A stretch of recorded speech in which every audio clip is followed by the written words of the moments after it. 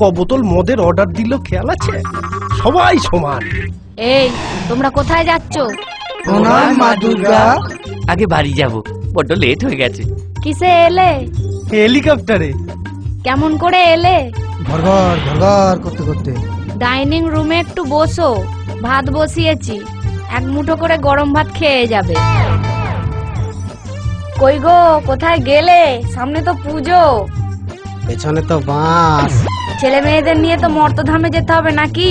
ওই জন্যই তো নিজেকে তৈরি করছি। এ কি, তুমি রাম খাচ্ছ? আহা, রাম নয় সুরা। ভুলে যেও না, তোমাকেও মরতে গিয়ে বোতল খেতে হবে। এ ম্যাগো, ছি। কি নয় পারো, মর্তবাসী সবাই এখন বোতল খাচ্ছে। বোতলে ওষুধ, বোতলে তেল, বোতলে ঠান্ডা পানীয়, এমনকি বোতলে জল পর্যন্ত খাচ্ছে।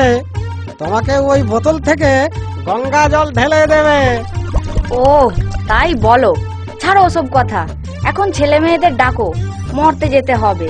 ছেলে মেয়েগুলো যে কখন কোথায় চলে যায় বুঝতেও পারি না। গনা কে তো? লক্ষ্মী, মা সতী, বেটা অসুর, কত গেলির সব। আয় বেরিয়ে আয়।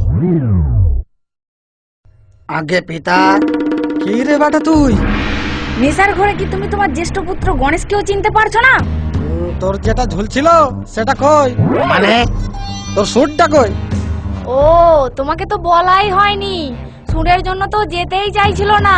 শেষে পুজোর ফান্ড থেকে টাকা পয়সা দিয়ে প্লাস্টিক সার্জারিটা করিয়ে নিলাম। Plastic surgery? এটা আবার কোন জিনিস রে বাপ? তবে সেটা যাই হোক, দেখতে গোনাকে হেভি লাগছে মাইরি। বাজে কথা বলো না তো। কলা বউ আর ইঁদুর ছাড়া আমি যাই কেমন করে? কেন কলা বউয়ের আবার কি হলো? কলা বইয়ের পেট হয়েছে গো, তাই তো সে যেতে পারবে না। ও, আমি দাদু হবো?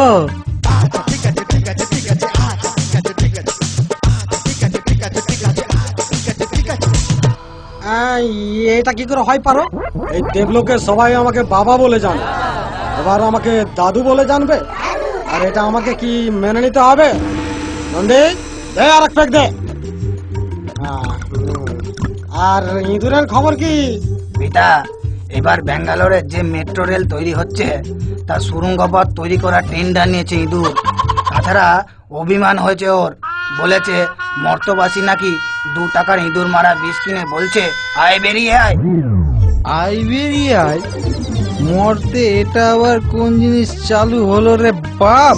শুধু আয় বেরিয়ে আয় নয়, চেটেলে মন্টু কথাটাও রমরমিয়ে চলছে। লক্ষ্মী এবারে চাটাচাটি করতে যাবে বলে তো এক পা বাড়ি আছে। তখন বললাম আমি চাটাচাটি করতে যাব। বাবা, আমি আপনার কথা রাখতে পারলাম না। কেন মা? পয়সা করতে তো তোমার ভান্ডার কানাই কানাই ভরে যায়। ওটাই তো সমস্যা। মূর্তি সারদা কেলেঙ্কারি যা হয়েছে তাতে আমি দেবলোকেও শান্তিতে থাকতে পারবো না। কেন? ওই ভান্ডারের পয়সা কোথা থেকে এসেছে, কোন চিট ফান্ড থেকে এলো, ইত্যাদি প্রশ্নে দেড়বার করবে ইডি ও সিবিআই। এতে আমাকেও হয়তো হসপিটাল বা জেল হেফাজতে থাকতে হতে পারে। তাছাড়া পেঁচাও বলল, থাক থাক, আমি বলছি সবাই নাকি লক্ষ্মী ভার চেয়ে পেঁচা ভার করেছে। পয়সার ভারে পেঁচারা রাত ভিড়েতে উড়ে উড়ে পুষ্টি নষ্টি করতে পারছে না। পুষ্টি নষ্টি? এটা আবার কোন জিনিস রে বাপ? হ্যাঁ রে নন্দী ভিঙ্গি, তোরা কথায় কথায় বাপকে ডাকছিস। আমি কি বনের জলে ভেসে এসেছি? আমাকে ডাক বলছি। ভুল হয়ে গেছে মা, আর হবে না। আমার ব্যাপারে নাক গলাস না। তুই যাবি তো চলে যা। মরতে আমি মরতে যেতে পারবো না। ছেলে মেয়েরা পড়াশোনা ছেড়ে চুটিয়ে প্রেম করছে। পরীক্ষার সময় ব্লেড দিয়ে বইয়ের পাতা কেটে টুকলি করছে। আমার শেষ পরিণতি চপের দোকানে ঠোঙা আর চানাচুরের মোড়ক। পড়াশোনার নামেই মোবাইল নিয়ে দিন রাত ঘাটাঘাটি। কি বিচ্ছিরি কাণ্ড, ভেরি ভেরি লজ্জা। আর হাসতো ভয়ে জড়ো সড়ো। মরতে এখন বার্ড ফ্লু আর সোয়ান ফ্লু চলছে। পাড়া থেকে সব হাঁস মুরগি ধরে নিয়ে গিয়ে গর্তে পুঁতে দিচ্ছে।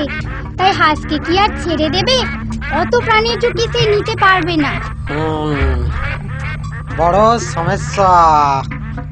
দে আর এক প্যাক দে। নারায়ণ নারায়ণ নারায়ণ নারায়ণ নারায়ণ নারায়ণ কি রে বেটা নাড়ু, তোর হাতে ওটা কি? কই কই কই কিছু না তো। কিছু না বললেই হলো। কই দেখি। আগে পিতা তেমন কিছু নয়, ঝাল চানাচুর। ঝাল চানাচুর? এটা আবার কি জিনিস রে মা? নিয়ে আয় আমার কাছে তাড়াতাড়ি। রামকে শেষ করবা আজ এই ঝাল চানাচুর দিয়ে। কোথায় রাম, কোথায় রাম? এ কি রে ওষুধ, এ তোর কি ডিস্কো রোগ হয়ে গেল রে? ডিস্কো রোগ? এটা আবার কোন জিনিস রে মা? চুপ কর, ডিস্কো ফিস্কো নয়। আসল ব্যাপার হলো আমি বহু বছর ধরে সবার তলায় পড়ে আছি। তো সেবারে বিসর্জনের সময় পাঁকে গেলাম গেড়ে, উঠতে দেরি হয়ে গেল, ব্যাস লাগলো ঠান্ডা হয়ে গেল। বস কেন ঝাড়ে? এসো আমার। থাক, ওটা আর বলতে হবে না, ওটা না সবাই জানে। দাঁড়াও, এক পেগ ওষুধ খেয়ে নি। কোথায় রাম? এই তো গেলাম সে। এ কি রাম? বাবা প্রসাদ যেন পাই, অনেকদিন ও হয়নি মায়েরি। তোকে ভাবতে হবে না, মরতে ঢালাও পাবি। তাহলে আমাকে একটা টেট ব্যাগ দিলেই আমি যেতে রাজি আছি। কেন? কেন? মায়ের ওই জং ধরা ত্রিশূল বল্লমটা এক নাগাড়ে 4 দিন ধরে গাঁথা থেকে পিঠে নাশ হয়ে গেলে তখন আমায় কে সামলাবে? তবে ওই ময়ূর বেটার স্বভাবটা একটু বদলাতে হবে। আমার গলার সাপটার দিকে এক দৃষ্টে তাকিয়ে থাকে, যেন সারা বছর কিছু খায়নি। আচ্ছা আমি যাবো। ঠিক আছে।